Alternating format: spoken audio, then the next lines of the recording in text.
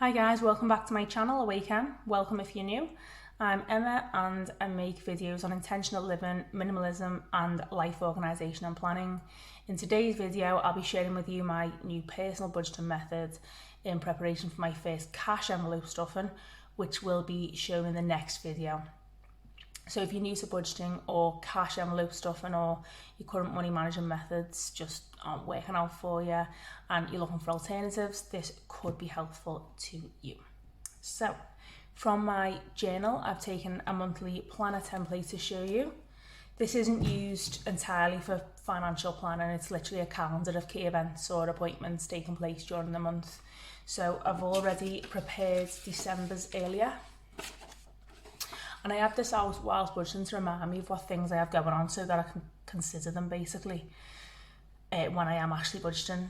Events can pop up unexpectedly, of course, but at least this way I can make sure that the expected important ones don't blow my budget out of the water because I simply forgot them.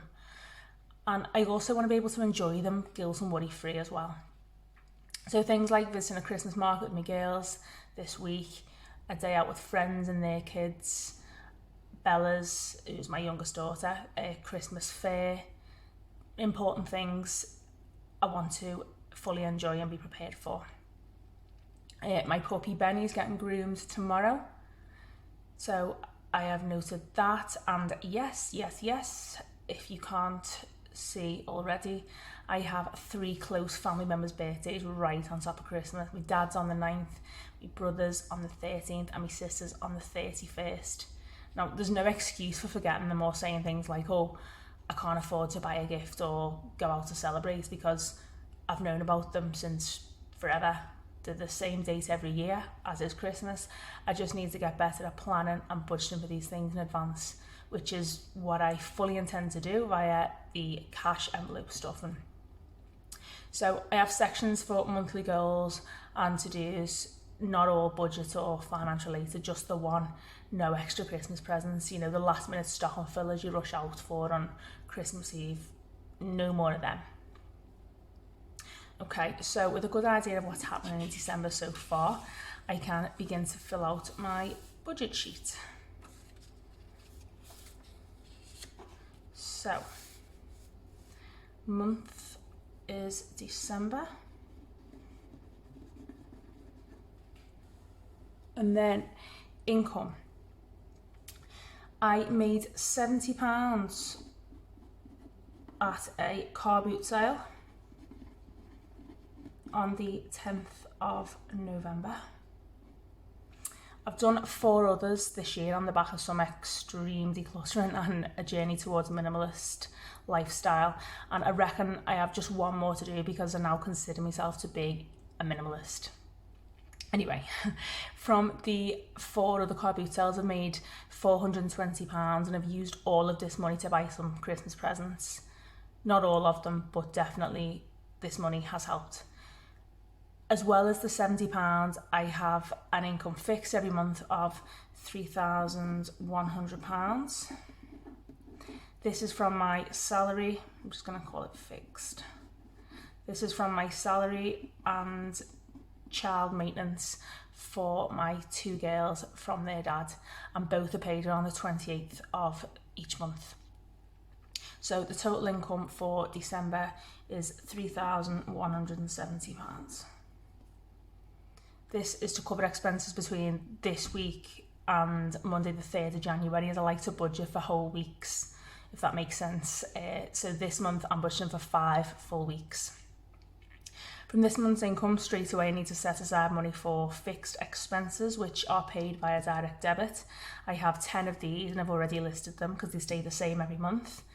I've purposely kept them to a minimum and purposely reduced the number of different payment dates just to keep things simple.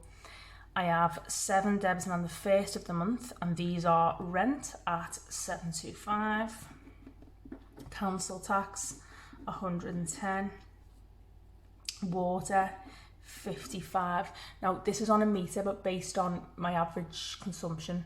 So United Utilities have recommended I make this fixed payment every month. It's high because I had a hot tub for a year, and for this reason I sold it. And also because my 15-year-old daughter likes to take 45-minute showers, so I'm seriously considering a timer to set shower timer 10 minutes or so, and hopefully this will reduce my water bill over time. My gas and electric is provided by British Gas. Again, they look at your usage and work out how much you need to pay, fixed on a monthly basis, and just like United Utilities, let you know if you need to pay more or less in advance. So that's currently at £130. Pet insurance, I've got a 5-week-old Cavapoo puppy called Benny, and his insurance is £15 a month. Home insurance is £13 a month. This covers contents on my rented home, so that's sufficient for me right now. And then BT, who is my broadband provider, £35. I then have 3 fixed expenses debiting on the 11th of the month. These are life insurance of £27, car insurance £135. Yeah, that is right. So until this month it was less than half that, but I've just added my boyfriend's the insurance so that he can use my car. He can pay for a day out or something to pay me back, but I won't be out of pocket. It's just handy for him to be able to drive me around now and again as well. And last but not least, I have my mobile phone bill, which is £35 a month. This is the last payment I'm contracted to make, so from next month I'll be getting a SIM-only deal from BT, which will just be debited with the broadband payment, and therefore reduce my number of monthly direct debits to 9, as well as my overall fixed expenses by about £20. So that's all really good. So I now need to add everything up.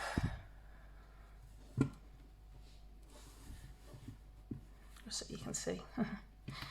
Right, so 725, add 110, add 55, add 130, add 15, add 13, add 35, add 27, add 135, add 35 equals 1280.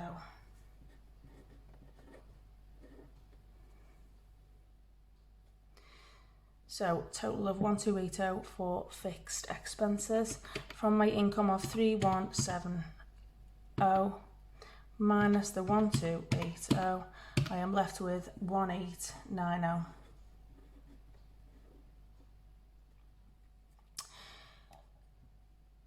Now, ordinarily this would be withdrawn for cash stuff and into envelopes throughout the month, but I've made some Christmas and birthday gift purchases online already, which I'll get to soon. But the majority of this 1890 will be withdrawn for cash expenses and sinking funds, which we're moving on to now. So next I have cash expenses. So I think of these as being essentials or things that I can't avoid. So first one being groceries of £450. I shop mainly at Aldi, funnily enough.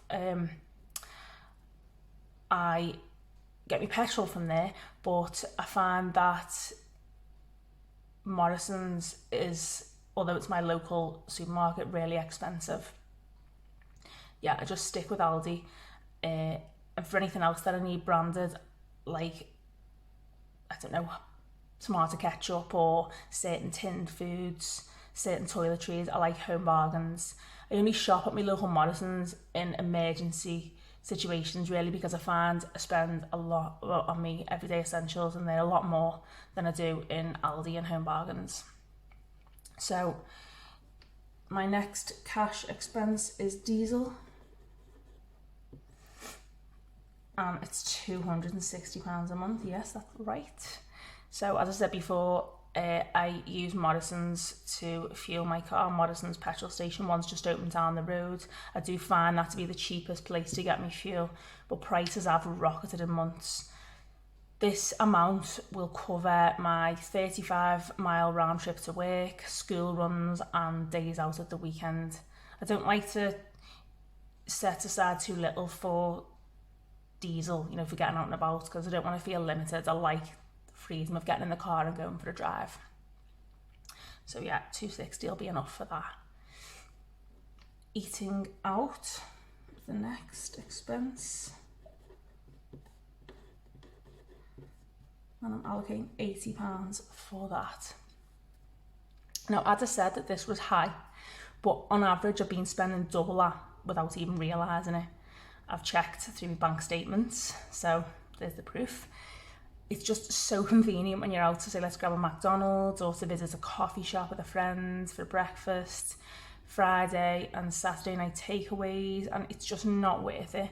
Quite often I end up not even finishing my meals, and I have more important things to pay for, so I need to be making healthier choices as well.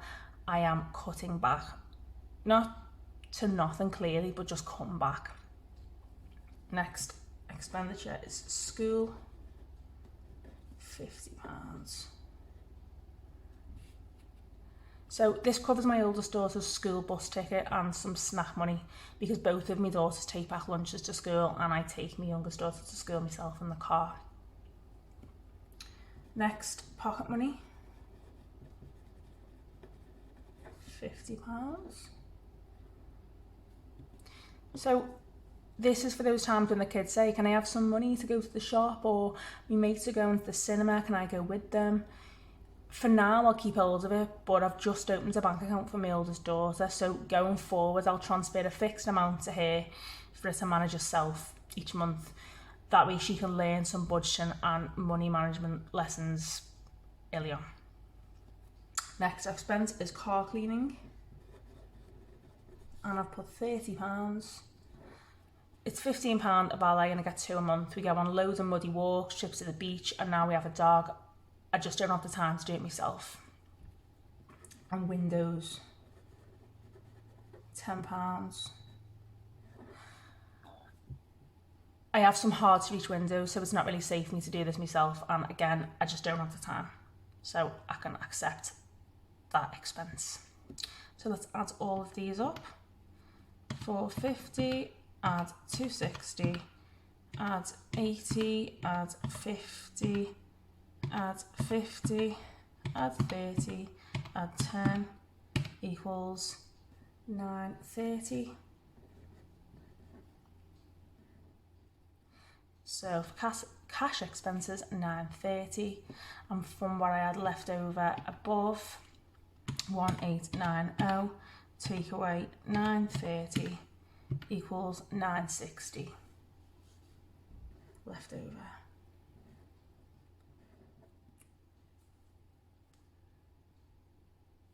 So moving on to sinking funds. These are things that I need to save for, which will inevitably have to be paid for. Like I said earlier, things like Christmas and birthdays. But let's start with days out.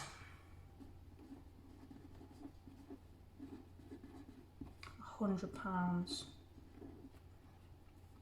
I've got a National Trust Pass which was purchased as a gift, so we can visit hundreds of historical sites throughout the UK for free. This £100 is for days out with friends, to trampoline parks, theme parks, swimming. Those are the sorts of things that we do with the kids. And some months I'll use more, like maybe when the kids are off school, and some months I'll use less, so £100 a month should be just about right. Gifts, £70. So, as I said earlier, I have 3 family birthdays this month, and over the weekend I spent £70 online ordering gifts. So I won't be stashing anything for gifts this month. I'm just gonna write here, card, paid with my card. Okay, self-care, £20. So I do my own waxing, and my sister's a hairdresser, so she styles my hair. The only expense I have is my shellac nails, which cost £20 twice a month. I've already spent 20, so I'll be stuffing 20 for in 2 weeks' time when they'll need to be repainted. And again, these just save me a lot of time. And the expense of the nail varnishes really, which ends up drying up because my 9-year-old daughter sees to that, messing around with them with her friends. Okay, so next, health. this month, it should be a priority obviously, and it is, but this month I cannot put anything into the health pot, or envelope I should say, but it will be for things like any dental treatments or prescriptions going forward. Clothing,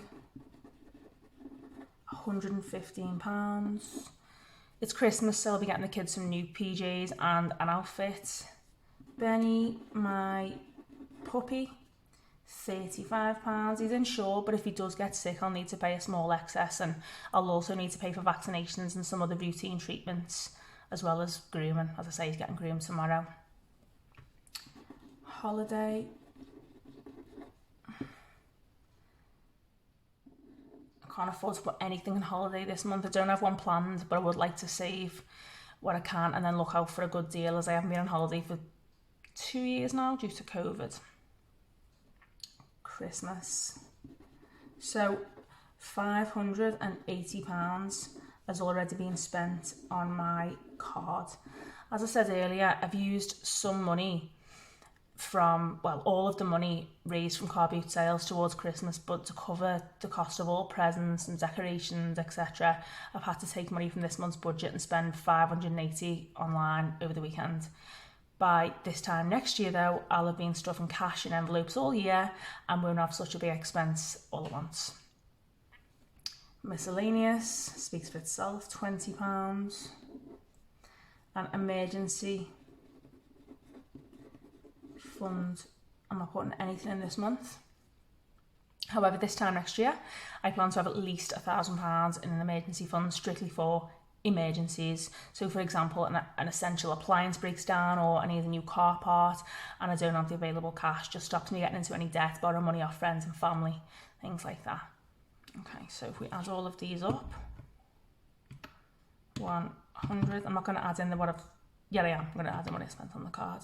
Add 70, add 20, add 115, add 35, add 580, add 20 equals 940.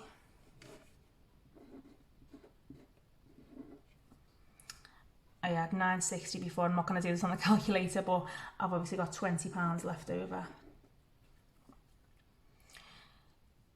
Savings, I'd like to build up a bank buffer of at least £100, so we'll kickstart that by leaving an additional £20 in the bank.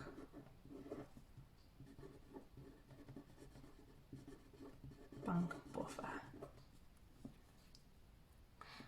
Leaving me with £0.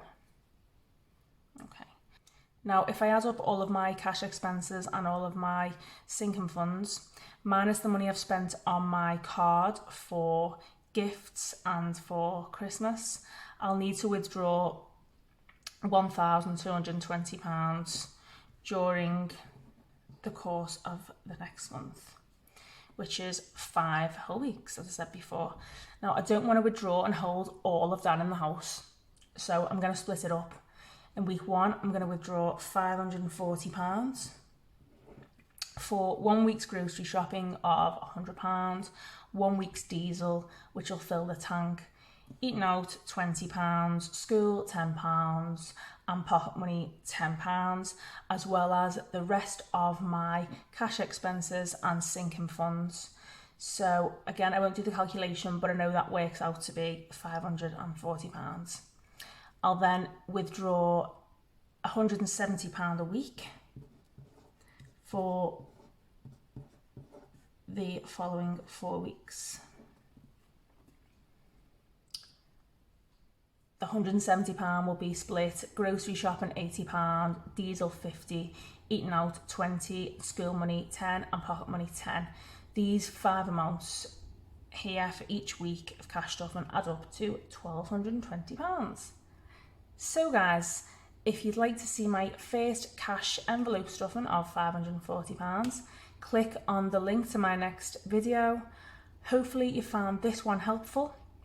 Let me know by giving me a like, a thumbs up, share your thoughts in the comments, or follow me on Instagram, and subscribe for more content like this on planning and intentional living. Thanks for watching guys, and bye for now.